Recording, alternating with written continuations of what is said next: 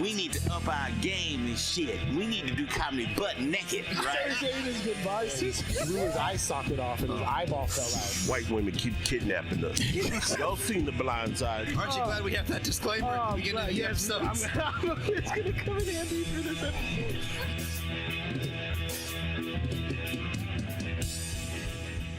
This episode of the Voice Party Podcast is brought to you by Rich City Rides. Ride further, ride together. Get your ride on with Rich City Rides. Welcome back to this week's episode of The Voice Party. I am your host, Corday Snell. Next to me, I have Black Joaquin. What's up, man? How we doing, Black Joaquin? Fantastic. Across from Black Joaquin to my right, we have JD Ardendia. Or Brown JD. Brown JD. All right. Then we got Phil Spooner on the ones and twos. What's happening, honkies? And then with us, we have our acclaimed guest. You've seen him a lot of places, but he has a huge IMDb page. Give it up for Mex E King. What's happening, buddy? What's up, man? Thank you for coming out, bro. Thanks for having me.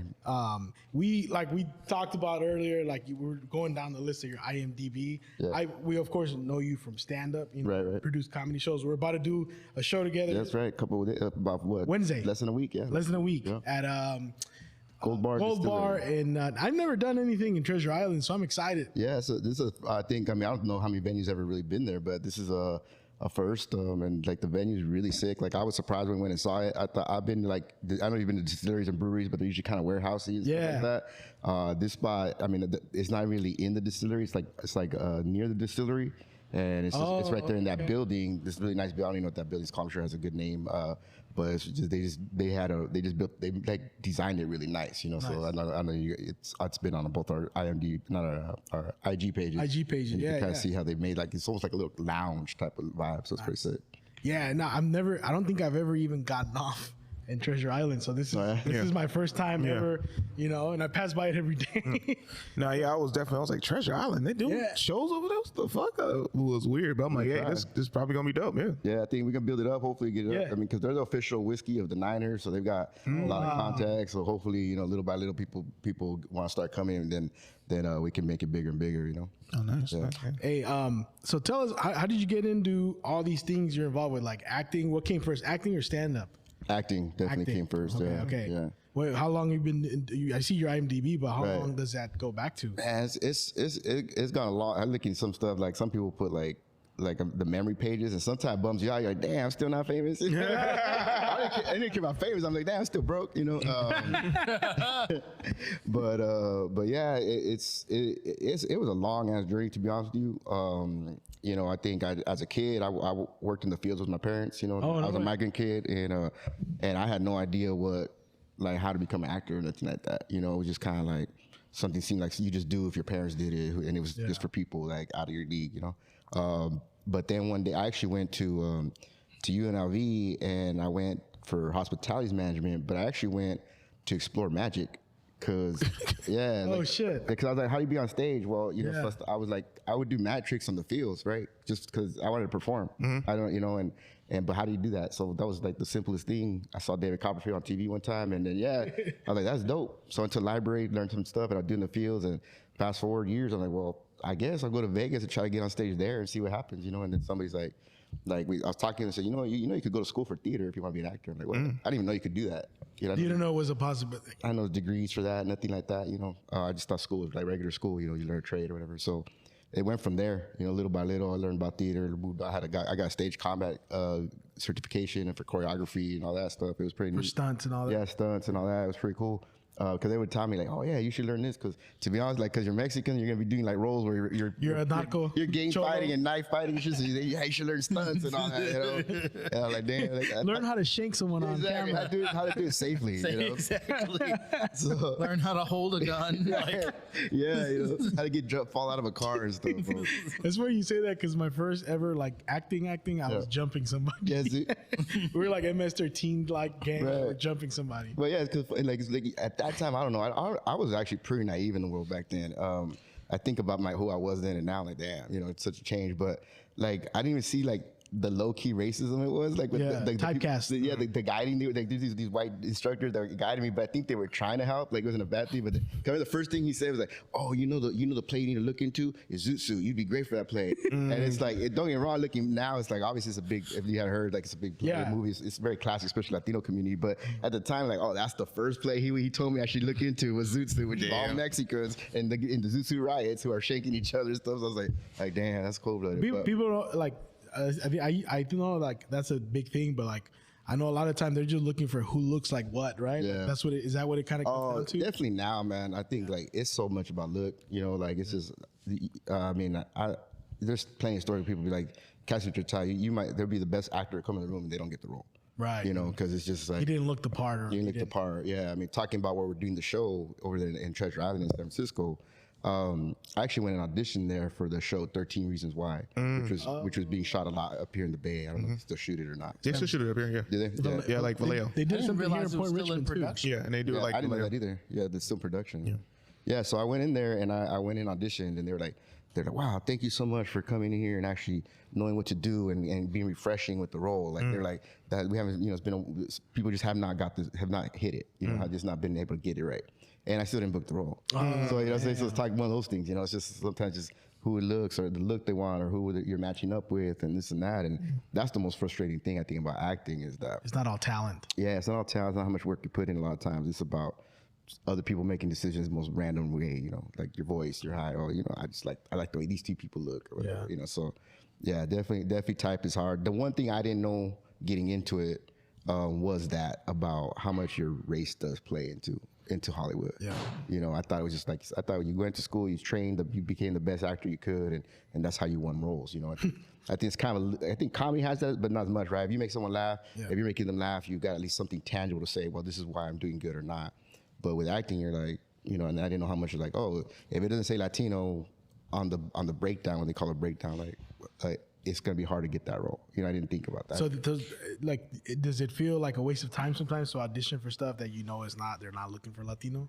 Yes and no. I think sometimes you do get jaded a little bit, to be honest. You're like, damn, what am I gonna do? Because they'll say open ethnicities, right? And not for nothing, but I think for most of us, when we think open ethnicities, they're looking for like black number one, and then Asian. And then maybe somebody else. Like right now, like Hollywood goes through these little blends. Like sometimes like Latino will be hot, sometimes like Indian will be hot. Like during Slumdog Millionaire, like Indian was hella hot. Right? So I was like, they were looking. But the worst part is it really feels a lot of times like they're looking for the most European looking version of that minority. You know what I mean? So even in black, they're gonna look for the light skinned guy. They're looking for the Asian that's a little bit more like, look how many famous the Asians are right now, but they're like mixed, right? They're half white, half Asian, right? Or they have an accent from or they got the European accent, right? So that's the thing. Like it's weird. Like it's always you're still compared to that, right? So even if you are the right ethnicities, like, you know, I mean, like right now, I forgot there's some new show right now with a Latino as a lead, and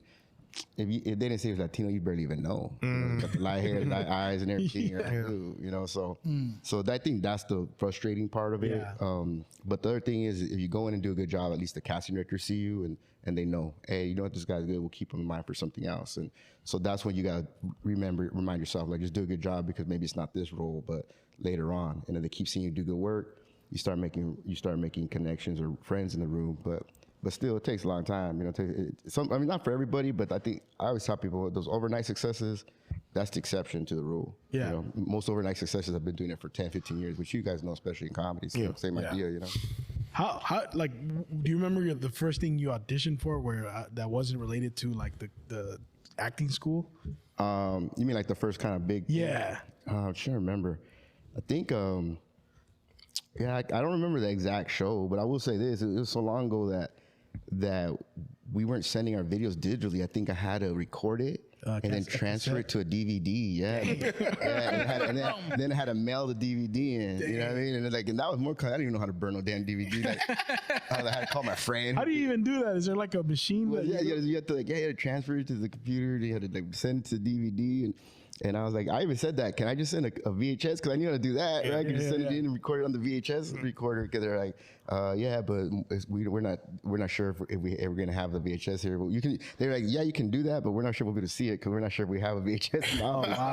Right? And I was like, all right, so I had to figure out how to do it. I think I ended up going to maybe like Costco or something back then. I think you could take it on like a little drive and burn it. But it was like a way more hassle back then to do that stuff on video. But yeah, the first thing I booked, and it wasn't too long in, was what was it called? Prison Break. Oh, shit, The tattoos. Yeah. Dude, I thought my life was gonna change there, dude. Cause I hadn't even started auditioning a little. I probably had an agent for a year. You had a lot of screen time for that, right? Yeah, it was like boom. And I thought my life was gonna change. Like I got flown first class. I went to Texas. You know, they have 5-star hotel room, everything. So I'm like, oh, this is it. I'm done. I'm ready, bro. Life's gonna change, and then boom. You know, the show went to a writer's strike back then, not the most recent one. That's what ended the show, right? It was like the third season or something, fourth, and it was coming into their like final season. But they went to a writer's strike, so then they couldn't write with the character no more, and all this stuff and I was like, damn, that was it. Back to normal. Back to square one. You know? That's Writer's crazy. strike ruined a lot of That show was big back then. Yeah, it was huge. It was a dude from the Mariah Carey music video. Yeah, we belong together. We Yeah. belong together. Yeah, I was like, this dude in prison? He's in prison. I don't believe it. Now, I didn't watch too much of the show, but I do know as far as the It had heat on it back then. It was like it was hot. like two of the main actors from Prison Break were in the Arrowverse. Yeah. That's true. It was, yeah. Oh, what was the name of the villain? One was Dr. Cold. Captain Cold. Captain Cold, yeah. Yeah, Captain Cold and Heatwave. Yeah.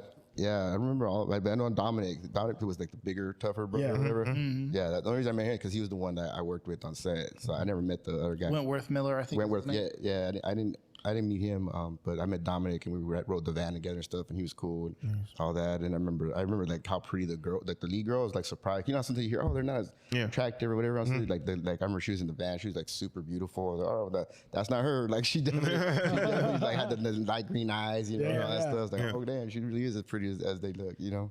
Yeah. So when you got on, what year was that? Prison Break, like 2009, something like that. Something like that. Yeah. And you thought like this is gonna take. Yeah, because I was getting first class and everything. That's you know, crazy. I was in the same elevator with the leads and the same hotel room and everything. You know, you know what the trip was too, like the extras, right? Especially because we were in Texas. The extras were like coming up to me like, hey, how you doing? Like there was a lot of Latinos there, and they were like all like, hey, we're so happy to see a Latino on set. We're so happy to see you know this and that. So it was like even got that kind of energy of people coming up to you and like want to talk to you, and like they were making me feel like I was one of the main guys, you know. And so it was like really neat, you know. I remember they give you a per diem on bigger shows. They give you a per diem to eat, right? Because some days you're not working, like $100 or something. No, it's actually pretty a little bit more, but still, like you're not working some days but they're not gonna fly you back and forth, to keep you there.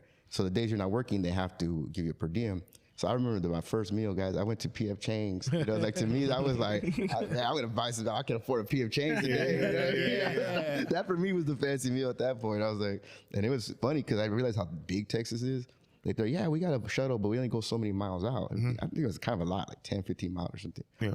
And then maybe 20. And the thing was, I'm like, all right, well, is there like a mall or something? And they're, oh, let's check if that it's in the range. My point is like, dude, that 20 miles barely got me to like their main big mall. You know, like they're just so spread out. Like, why is there empty space everywhere? Welcome to the South. Like, somebody that grew up in Arkansas, I know very well. That, like 5-10 miles to the nearest pizza store. It's like, exactly. I'm like, dude, how my P.F. Chang's is so far? It's a 5-star hotel. Why is all the mall so like in LA, the 5-star hotel's me right by the gallery. Like, why does it take so long? I was like, damn. So, and how was it auditioning for that role? So that one I did on tape as well. On tape? Yeah, and that was kind of a trip because they kept sending different roles. I think at that time they were really picky. And so like they were going across the country trying to find the right person. I think that's also what made it felt more special, right? Because like, damn, because they sent me one role, they're like, try this role, try that role, and then they finally found that role that they wanted me for. So that one was cool. But ultimately, actually, I like live auditioning more than anything in person. Yeah. I like that. I think because all of us, right? I think being on stage, I come from stage, right? Whether it's doing magic, whether it's doing theater.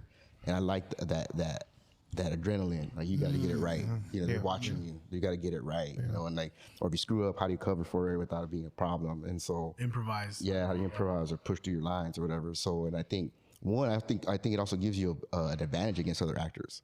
I think a lot of actors don't have that, like game time face, you know. That crunch time. Yeah, it's like the pressure, your heartbeats or whatever. So I think that's kind of what kind of sucks too with COVID and everything. Changed it to now we're doing so much on video, so it's cool because we can audition from the Bay. We were talking about earlier going to Austin or whatever. Like I can audition for wherever I'm at, but at the same time, like I like the being able to like They're missing out a little bit. Yeah, you weed out the competition. You can kind of, and plus in person, man, you meet them. I just did one. Exactly, yeah. I did one live. It was live video, but it was kind of neat because they offered you. Now the union made a rule where you can, you can offer to be live, like via Zoom or whatever, or do it on tape. And there's a lot of comfortability doing it on tape, right? Like recording, because retake if you mess it up. So a lot of actors love doing it that way. But I was like, you know what, I'm gonna do it in person. Just haven't done it in a while. And sure enough, I usually don't get a lot nervous, but first time in a long time doing the rest of the heart started beating. I'm like, all right, let's get it going. But I liked how that energy. The good anxiety. Yeah. And then I was talking to them, and they were cool. They were nice. Like, yeah, let's try it again. We want to do. And they start giving me a little direction. So it was kind of just neat because then they're kind of interested. All right, because that was one thing I would tell. I teach acting every once in a while, and I tell my students the same thing. I go, look, if you go in there and audition, and they say thank you, just leave the room. That they weren't interested in me at that moment. Like, but And they say thank you. they say, all right, thank you. But if they like, all right, if they give you a direction, that's how you know they're interested. If they're like, oh, that was good. Like a little trick I tell you, like, so is that good? You want to see it again? If they'll say yes or no, But if they're kind of curt with you, and it might not be that you did a bad You job. want to see it again? No thanks. Yeah, and it might not be that you did a bad job. It's like, you're not as tall as I thought you were. You're not as whatever short I thought you. Whatever, your voice isn't what we thought it was. But the thing is, that's what's cool when live, because you can see it and you can get the vibe. Like, all right, I did a good job, or I didn't do a good job, or whatever. On video, you don't know, one, if they saw it, or even two, maybe they did see it for 30 seconds, but they didn't finish it. Nah, we're done. Here, they're gonna see the whole thing. They lost the tape. Someone lost the tape. They couldn't. They got internet went out. The internet went out. Virus came and ate it up. But they watched the whole thing. And so at least so live's really cool. But I went to an audition once, and someone told me, "Don't ask, what are you looking for?" I don't know if that's the thing. Like, well, because a lot of times they'll say, like, do you have any questions? Right, and usually that's kind of a courtesy. Yeah. Right, but if you say, yeah, what are you looking for? It's time then. Well, didn't you do your work? Right, because what they want to see is you made a decision. Right. Now, it might be the wrong decision, but if it's a decision and you committed and you do a good job, they'll know. All right, he made the wrong decision, but it's because he or she doesn't have the whole script. But now and then, if they like it, they'll direct you. Say, okay, that was great, but now, boom, do this. Actually, take it from a place where whatever, and they'll give you a direction. And there you go. When they saw you're a good actor too, they're interested, and they'll help you at that moment. But if you go in there asking, they're like, well, why don't you show us what you got, and we'll go from there. What's a good example of like, what was it that you said, like making a decision, like that you would say, like, for example, was like, do you think like the Joker in The Dark Knight, the way he talked, do you think that was like something he decided on his own? Like, is that an example of that for you? I think, yeah, I mean, like that's probably like step 4 or something, and you start adding like what they call affectations and like characterizations. Is what the big thing is starting about creating that world for you, like what that world is. So I don't know how Joaquin's process completely, but basic stuff like, what's the world for him? What's driving him? Where is he at with this? What, like, say it's a specific scene. Like, what brought you to the scene where you're at right now? Like right now, like I have an audition coming up. I got to film soon, and the guy's coming to like fence some stuff for me. Like I'm like a guy, like a pawn shop guy, right? But like an underground one, like fences the illegal stuff. So the opening lines is like, Armando, as I live and breathe. So the work is making Armando real to me. Who is he? Why do I say as I live and breathe? What happened? Because I only have that one page. So what happened? Do I hate him? Do I like him? What's our past? And so making it all real. Yeah. So if I make a choice that I like him, so let's say I make that choice, I like him, but I'm pissed off at him or something, right? And the cast director might see that, okay, you made a choice, it was cool, it worked. But actually, Armando ripped you off. He slept with your sister. So then my choice might have been like, oh, he's a buddy, like you and Corday, he's my boy. But damn, bro, I haven't seen you for a minute. And the first thing you pop up is to help me make you some money. Like, come on, bro. Like, that's fucked up. At least say hello. Right?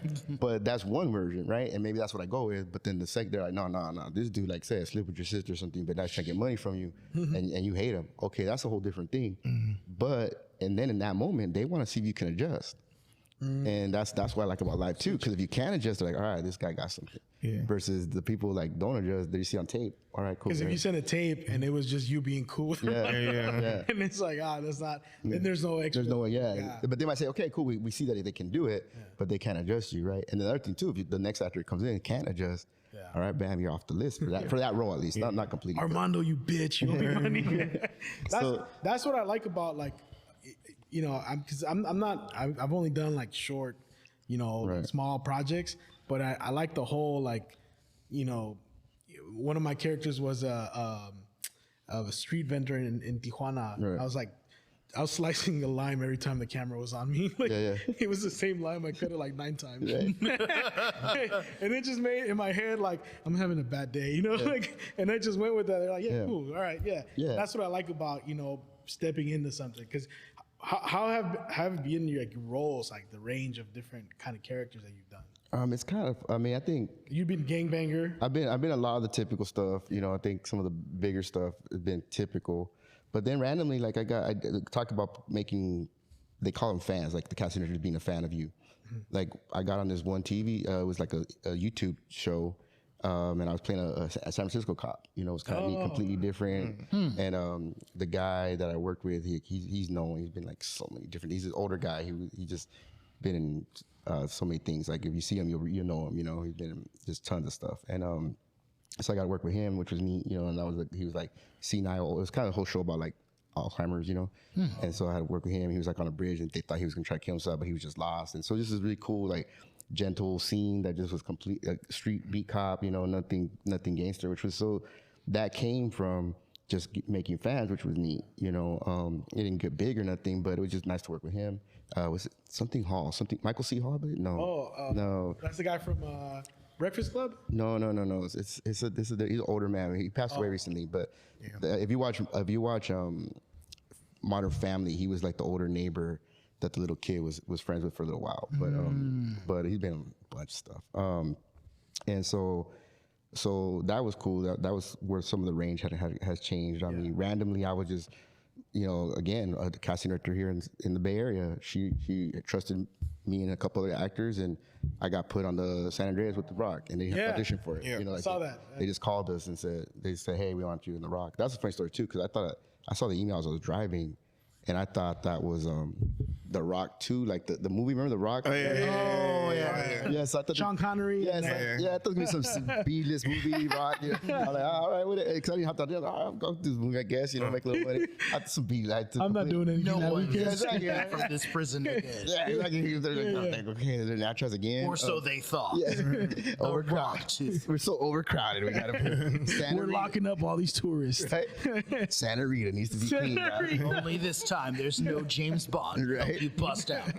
Yeah, so then I got off I was going to my friend's party, and she's a huge Dwayne Johnson fan, and it's kind of just weird, like coincidental. And so I started reading the email one more time, because then I get a call, like, can you come in and get costume fitted? And it was like same day, and I was like, and then in my head I'm like, what the frick, this little B movie? Want me to like random, like same day go get costume fitted? Like, I was like being all bougie, right? Man, oh, you're here in San Jose, I got to drive all the way where, So I'm like, oh, hold on. So I'm reading the thing, and that's when I read like, with The Rock, Dwayne Johnson, and I'm like, what? No way. And it was just too good to be true. Like, I didn't audition for this, I know nothing. Like, like, oh shoot, this is a trip, right? And then so I told my friend, it was around, like, I go, hey dude, I think I'm doing a movie with The Rock. She's like, what? No way. And I'm like, yeah, I gotta go. It's her birthday right there. It's like her 30th birthday, some big birthday. I'm like, I gotta go though. I gotta go do this fitting. I gotta go. Now I'm like, I have to get there.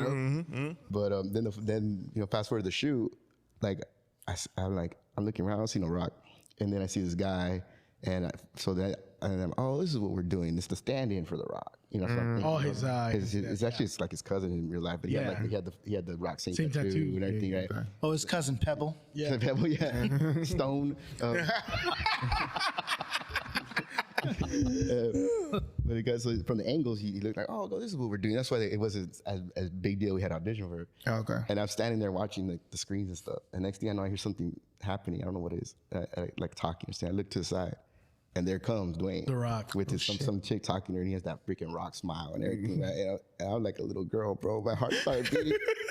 It was like I think I've been around the stars, bro, but this one I was like, oh fuck, that's Dwayne The Rock Johnson. Like he's walking up to us, right? This is why he's just talking to the lady. I'm like, and he looks like The Rock, you know, like that smile, everything. I'm like, damn, dude. And I think it was like that because so many people knew him, especially at that time.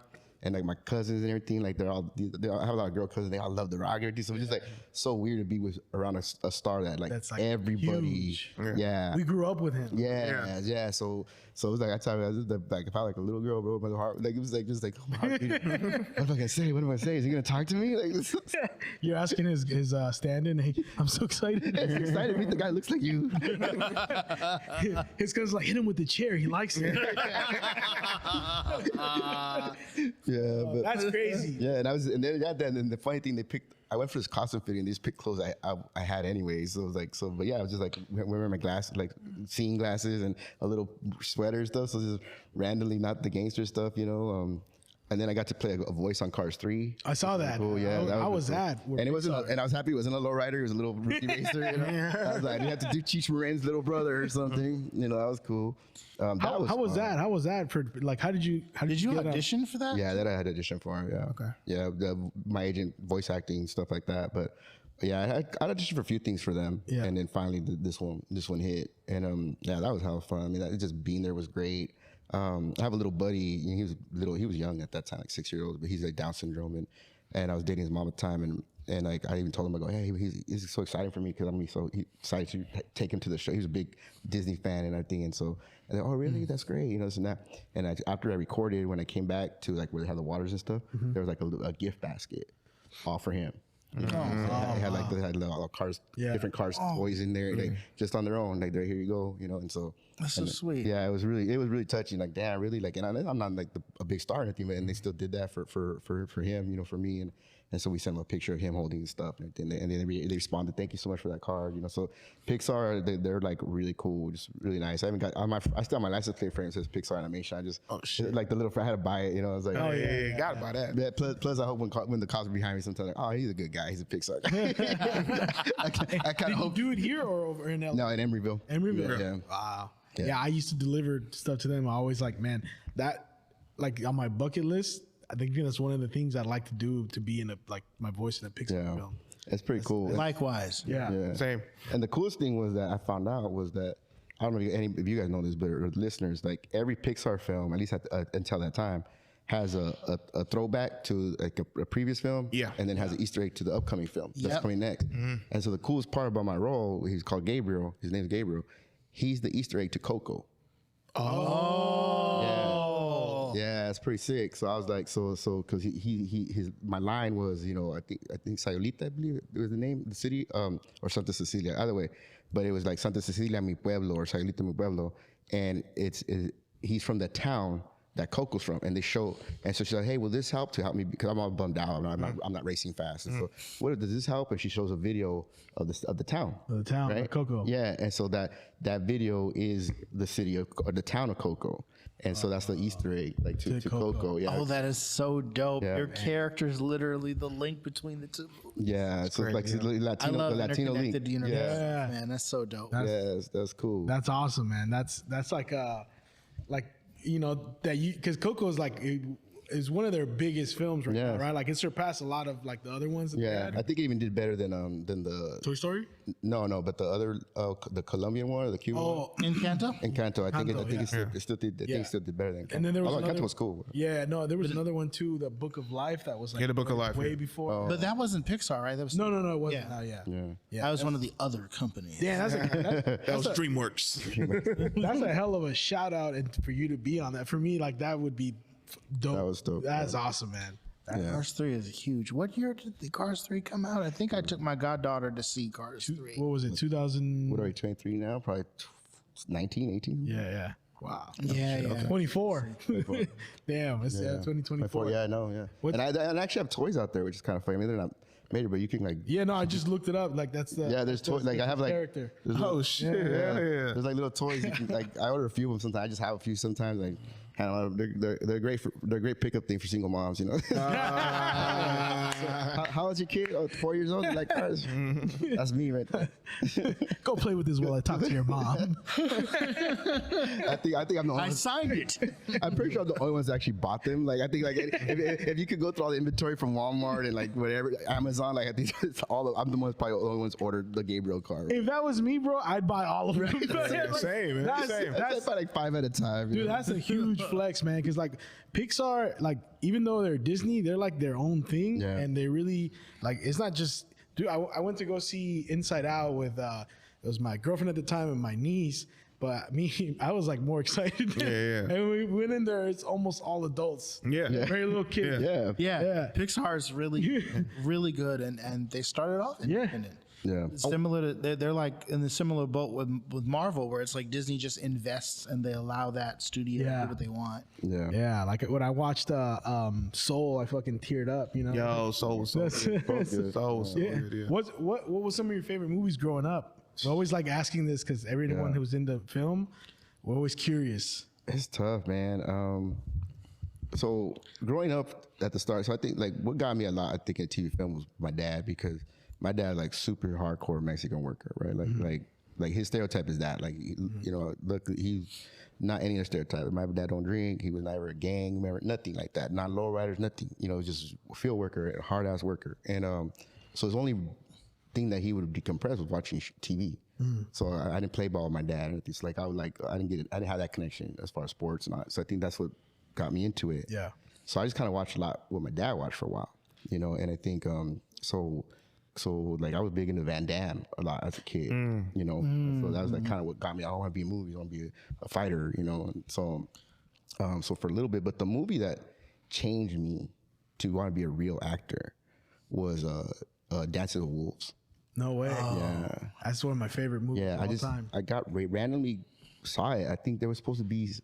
Me and my dad used to movie hop back, and it was a little easier back then. Hell yeah. Because we grew up in hot towns, fields, right? So we didn't have air conditioning. We lived like in this little trailer with like a swamp cooler, you know. So we go to the movie theater and try to be there for like 6-7 hours till the sun went down, you know. We get away from that 110-degree heat, and What city was this? well, we were like in Brawley, California, Blythe, you know, all the way up Bakersfield, Delano, all the way through. We just kind of jump around.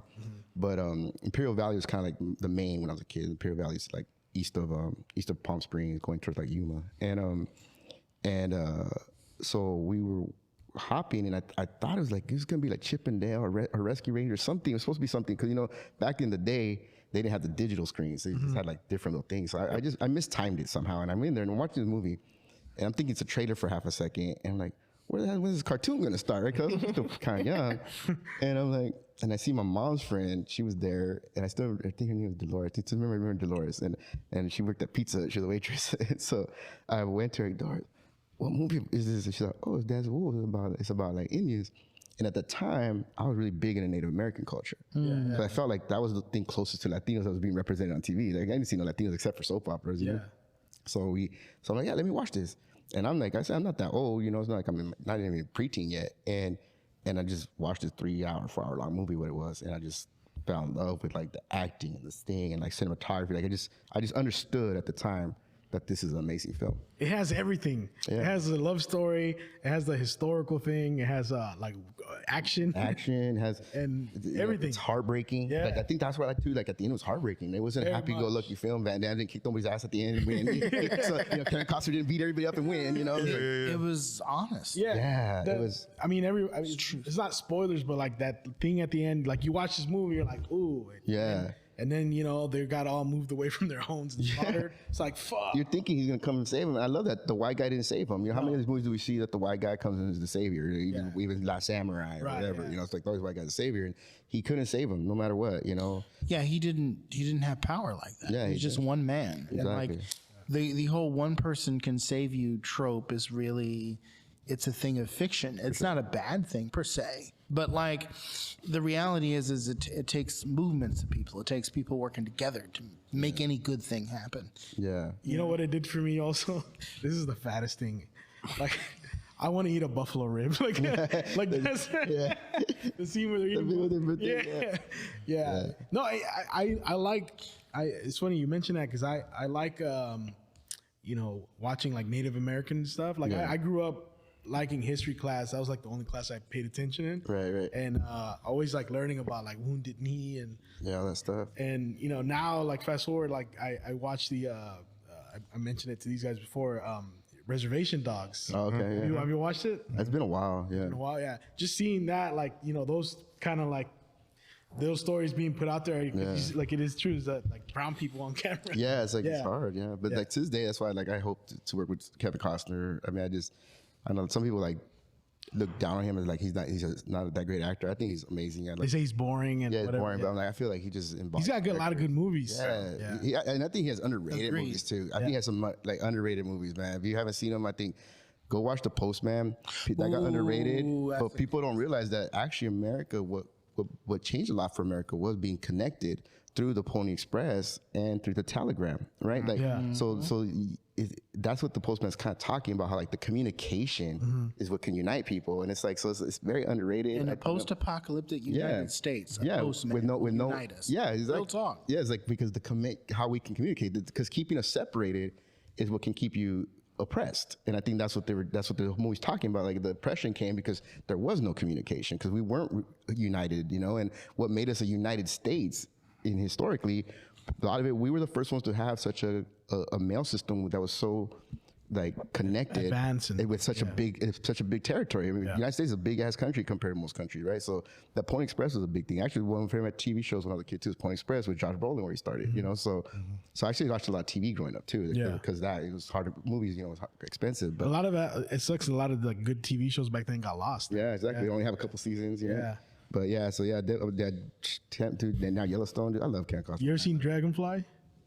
It's his I remember that one. It's a good one, man. Or Another World. What was it? Another World, I think it was. Waterworld. No. Yeah, that to me is still underrated. Although it's not. I get it, but it's still underrated. No, but it was called like a whole new Another World. He's like this little. He's like this. He takes his little kid randomly because like he's robbing something. The kid stays in the car and he steals the car and the kid's with him. Like, that was a good movie. Yeah. I don't remember that one, but Leaving Las Vegas. Was it Leaving 3,000 miles to Graceland? Yeah. Oh yeah. It wasn't bad, right? But my favorite scene though, which was, to me was so gangster, like this little kid, like again the kid's with them, somebody's kid, and the kid like slug bug and he hits him right, and it hits Kevin Costner, right? Yeah. And then all of a sudden Kevin Costner. Like this, I think the slug bug, another buggy comes in, and Kevin Costner hits the kid in the face. He's a slug bug, and the kid starts crying. He's like, "What? You don't want to play no more?" It was so cold blooded, dude. And I love because he's a bad guy. Like, and it just shows how he's like, "I don't care if you're a kid, I'll smack you in the face." So yeah, man. But.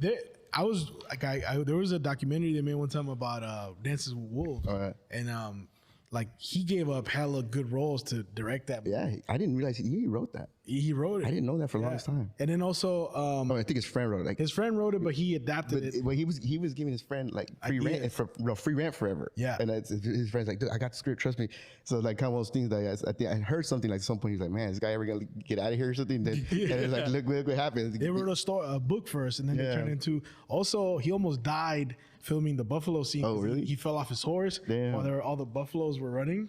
He almost. That's crazy. And then also, this is what they said in the documentary. You know, I can't confirm it, but it was the first time ever, like since back in the days that like Native Americans rode in horseback, chasing like that herd of buffalo. Yeah. And that was like a thing. Like they all got teary eyed. Oh wow. So like it's like you could feel that on the watching the film. You know. Yeah, that's cool. But I think other movies, I don't know. I mean, like, I think it's a lot of basic stuff when you're growing up. But like I said, that one was to me, Tombstone to me is another. Tombstone. Realm. Like, talk about crazy character acting. Like a lot of different characters is really changing. Yeah. Like being something. They drive the whole movie just with their emotions. Yeah, and then Johnny Depp for a while. I mean, he's kind of gone off the rails, but a lot of good Johnny Depp stuff out there. He was doing like more. There's some good stuff back then. Like even Crybaby. I thought it was gonna be a stupid little chick flick, and then you Crybaby. It's kind of cool. So I just like the risks he took a lot as an actor, which really neat. Was it Secret Window? Was the one he was like, that was a good one. He's like blonde. He had blonde hair and like glasses here. Yeah, his acting, like the movie. I don't know if the movie was that great, but his acting in that movie was really great. Like, Donnie Brasco. He like kind of had to turn up his chops a little because he was with Pacino. Sorry, what were you gonna say? No, it's okay. This was good. The Donnie Brasco and that's like one of my favorites of his, like his acting style. And then also Benny and June. Remember that I one? love Benny and June. Again, underrated. Super That's underrated. Amazing film. Yeah. Benny and June. What was it? The Bloody Barber of Beef Street? Shoot. Sweeney Todd. Sweeney Todd. Oh yeah, I yeah, was yeah. like, man, I didn't know he could Oh, sing damn. until I saw. I was like, oh wow, okay. They didn't want him to sing too. They were like, no, we're just gonna dub you. And he's like, no, at least let me go with. Oh, he sang it himself. Yeah, he's like, let me go with Denny Alf. I think it was Denny Alfman or whoever it was, the composer. Let me go to his house and just see what happens. And they're like, okay. Who would be your dream, like either director or actor to share the screen with? Like I said, I think it's Kevin Costner? it's either Kevin or probably Johnny. One of those two. With Johnny's kind of dangerous because I don't know what the script would be. But I mean, I can't be. I can't be picky at this point. But, but if I had to pick, right? I think it's either Kevin or Johnny, just because they were the inspirations for acting. But I met a casting director that was casting like this C-D level Van Damme film, and I told her, hey, I'll go do the movie. Like if you have a movie, because like she does a lot of those. I'm like, so, but most of that stuff shot in other countries. I'm like, I'll go. I go, if the role's big enough, I'll go. I might net zero. I might actually end up paying money to do this, but like for Van Damme, just to be a Van Damme, like because I'm like, dude, like that was me and my dad's dude, So the last movie He I saw- returned to Thailand one more time. Bloodsport 6. He's got a new student. He just did like a movie about like MS-13 or something, right? Like, did I think you he see did that something one? like that, right? Yeah, like, it was on Netflix. I used to watch a lot of his stuff too back in the day. It was Jackie Chan with me and my dad. Like we grew up. We used to drive to like the video rental store. It wasn't Blockbuster because we couldn't afford it. Hollywood Video. One of those, or local ones, or the rental store. Yeah, Video rentals. the local. And Yeah. my dad would be like, "Get like, They had a curtain with a special section in the back. Dad, get out of there!" No. Yeah, Theo, what are you doing here? Telling mom. And my dad would always want us to pick like one of the good action films, like Jackie Chan, Rumble in the Bronx. Yeah, We used to watch that, and Van Damme or any like Stallone. Like that's why I grew up with my dad too. He put me on Cantinflas growing up. Oh yeah, Cantinflas and all those Tintan. Yeah, that was like my my growing up, like that was like our bonding time. Watching Speaking of that, one of my favorite is when people say like, "What are your favorite films?" This is a film like probably nobody watched except for me and my grandpa and grandma or whatever. A few people in Mexico back in the day. It was called El Taúd with Vicente Fernandez. Oh and yeah, this movie that was another movie I saw and I'm like, this is like I just thought the film was great. More than likely nobody's gonna watch it, so spoiler alert. It was like I think filmed in 1970, so if you haven't, I don't think I'm spoiling too much. But it was the first film I saw that did not have a happy ending. Yeah. Right. And so I was like, it made me think about films differently. Like, and I think that's why Dance with Wolves I ended up liking too, because it was the same idea. But yeah, basically, it's real. It was there's something real to it. And basically, the long story short of this film is he's poor. Right, so I relate to that already, and then he goes. So I'm like, all right, this is my guy. He's Mexican, Mexican film, right? He's Mexican. And then the thing about Vicente, which was cool, he wasn't like he looked Mexican. He wasn't white. He didn't look white. He wasn't the super handsome. He looked like your dad. He looked like your dad or your uncle, and he wasn't the most handsomest dude. He wasn't ugly or anything, but he was a super pretty boy. And then the bad guy was a whiter looking pretty boy guy and everything. And so, long story short, he's poor. He leaves the town. They both want the same girl. Blah blah. And then he learns how to play poker. Taúd, he kind of means like poker shark. So he learns how to play poker, and he ends up like becoming really rich. So he comes back and starts buying the town that he grew up in, right? But the thing he still wants is that same girl, right? And so of course, the little kid, you're like, yeah, that's totally what I want to do. But I would go learn to play poker and be rich and get the girl. And he comes back and this is set like back in the days when they carried guns and stuff like back. It's kind of like a Western, but Mexican style. So of course the wife can't divorce when she wants. They don't have no rights kind of thing back then, right? So long story short, like he's kind of wants her back. At the very end of the movie, they play a poker game for her, right? Which nowadays would be so like, oh, she's not property, but it's so sexist, misogynist. Like, she can make her own choices. She's gonna be a poker shark too. She can play for her own money. But she's watching like this. The two things about that movie, I'll get to the biggest thing I liked about the movie, but the thing is, he wins it. He wins. So the guy comes, turns her in, like drops her off with his horse and buggy, drops her off. And as he's riding away, he turns around and shoots her. Pop. The husband. The husband shoots the girl, and he doesn't shoot him because he wants him to live with. So he ends up killing the bad guy. But in the movie ends like that. So this dude now is rich with everything except the one thing he wanted most in life that he actually won. And she wanted to be with him too. It wasn't like she didn't want to be with him. And it's like, and it ends like that. And I'm looking around, my mom, my grandma. I'm like, Is there a part 2? I know, there's a sequel. Is there an end credit scene? Like, what is going on? Bro, a lot of his movies had like really fucked up endings. One of them, it ends with like, I think he's like an alcoholic or something. Yeah.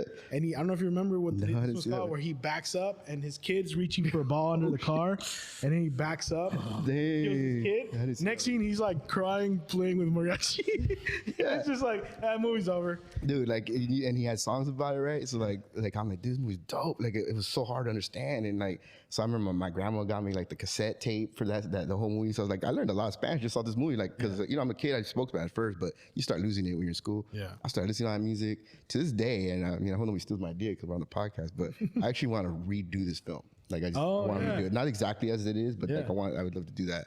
Like a modern version? So maybe not as modern, but a little more modern.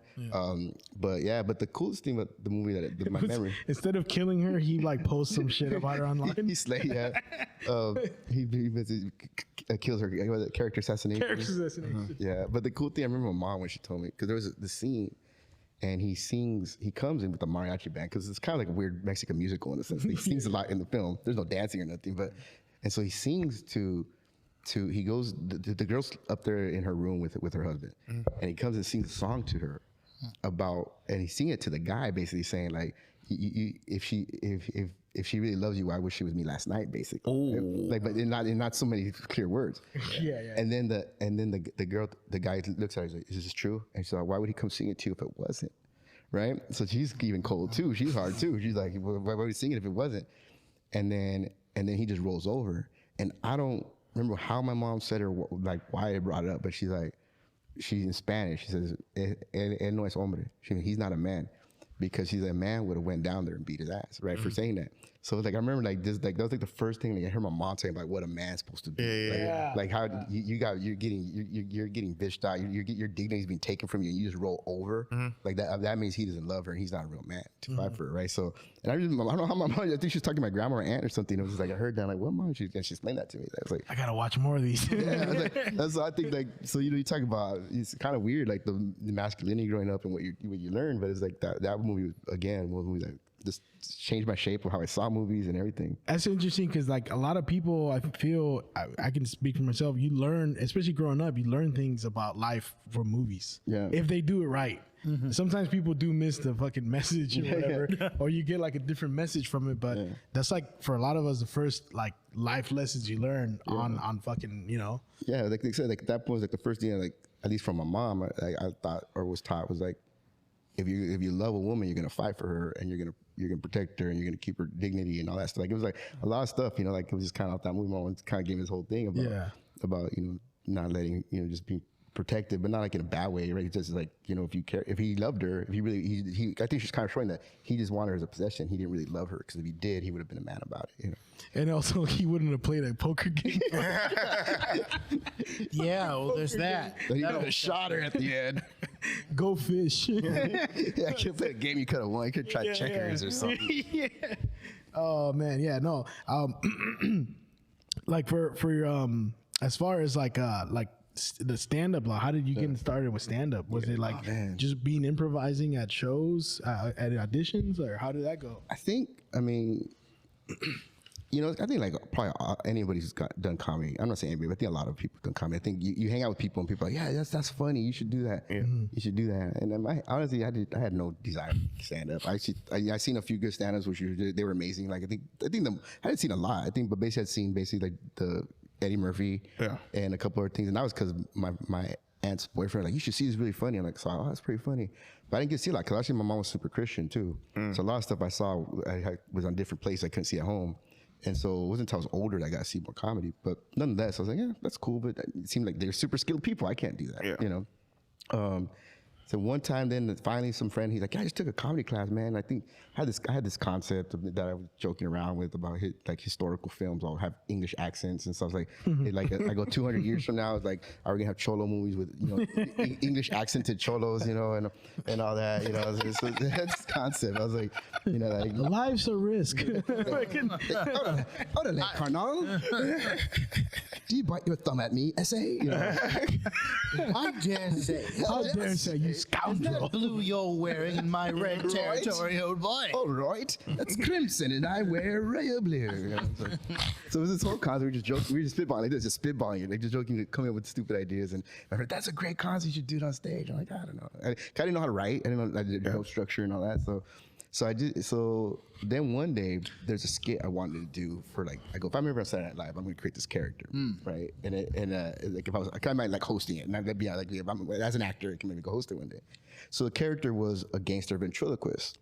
But the thing is, he wore a bandana in his face. So that was the idea. So he has a bandana, he's a gangster, he's a ventriloquist.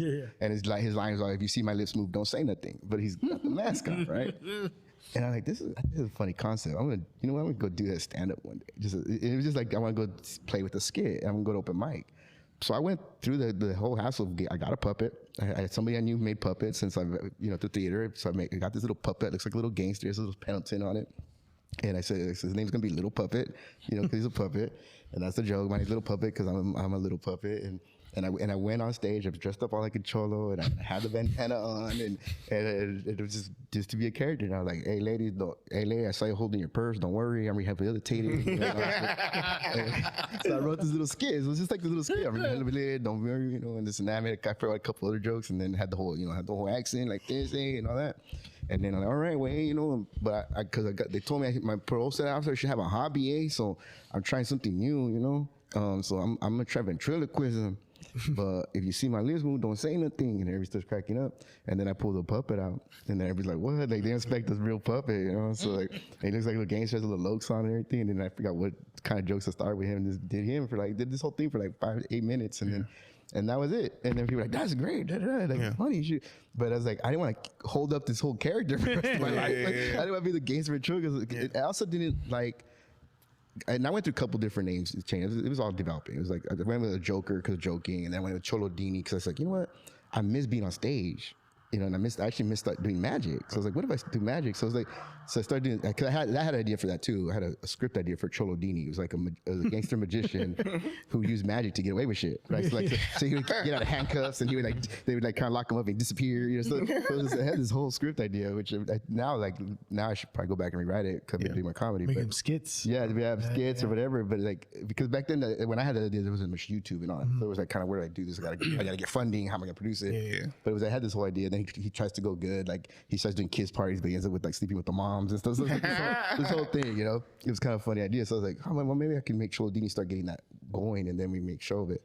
So, but the biggest thing that happened was I didn't want to keep being defined by gangster stuff. As an actor. Lock yourself into that. Yeah, it's like plus when as we know as comedians, to work in comedy, you go do open mics, right? Well, I didn't want to be dressed, having to go change in a whole costume to do 5 minutes at open mic or 3 minutes at open mic. I was like, how am I going to do this? So I was like, but plus that, and then I didn't want to look like a crutch. So it just kind of went from there. Like it went from the skit idea to these character ideas. Then I kind of just started like, oh, okay, so it's kind of cool. It's kind of fun being on stage and being live in front of people again. Like auditioning every day on stage. It's like auditioning the live and the pressure. And sometimes it works, sometimes it doesn't. And so it's kind of neat. And so I think that's how I just developed, and that's when I went to Mex E King, because my idea all along was to have Mex E King Entertainment. And I was like, well, frick it, 50 Cent has a rap name, and everybody else has fun fake names, And it was more of an empowering thing. I wanted us to be, again, associated with not the negative, but the positive. So that's how it kind of developed, and then it kind of goes full circle, because I don't know if we've done a show together, or if you've seen a show, but I know me and Corday have done some stuff.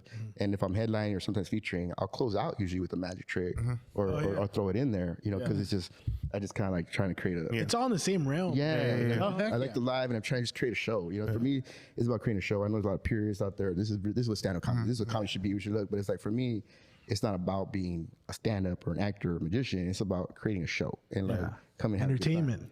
So it came, like I said, so how it started was just a couple ideas, and then whine to be on stage again. Yeah. And plus, I have control, right? Yep. Somewhat. We have control. Whereas an actor, if I don't have an audition, I don't got nothing. If they don't book me, I don't got nothing. You're writing the script. You're the director. You're the performer. Like it's Yeah. all your own thing. And it's your show. Like, you know, every one of us can do our show, and it's our show, how we decide to do it. You know, so when it's my show, I can do how I want. If I want to throw magic, I can. If I want to throw singer, I can, and create a show. So I think that's how it all developed. Hey man, we're right end of the episode. I can't believe that just like fucking flew by. Yeah, but yeah. No, it's fun. I think I can talk film flies. hours, bro. Yeah, definitely, I definitely. can talk film hours. Same. Yeah. We have a lot of the similar, like, you know, like we talked about interests. We never really have sat down and talked. Yeah, like it's this, true. So, Yeah. I'm excited to do your show. Yeah, I'm this glad to have you, man. Wednesday coming up. Yeah. April 3rd. April 3rd. Can you go ahead and give our listeners like your IG, wherever they can follow you? Yeah. It's the IG is Mex E King, Mex _ King. The E is like the brand, right? So E, not an I. So like so Mex E King. Mex E King. The E stands for Eduardo, but just most people can't say my name properly, so I just say keep it at E. So it's Mex E King. That's the IG. Mex E King Entertainment on Facebook. Or my other Facebook is E Ambriz DeColosio. That's my name, E Ambriz DeColosio. So yeah, hit us up again if you're in the Bay Area. April 3rd, Gold Bar Distillery. You're gonna keep the show going. Yeah, we're gonna try to keep it going. Keep going monthly. The whiskey is actually really good. The drinks are great. It's a great place, and eventually, hopefully, we'll get like diners players at the shows and all that. So you can rub shoulders with some celebrities. And Yeah, stuff. hell yeah, man. Yeah. All right, everyone. Thanks for tuning in. That's been the Voice Party. And we're out.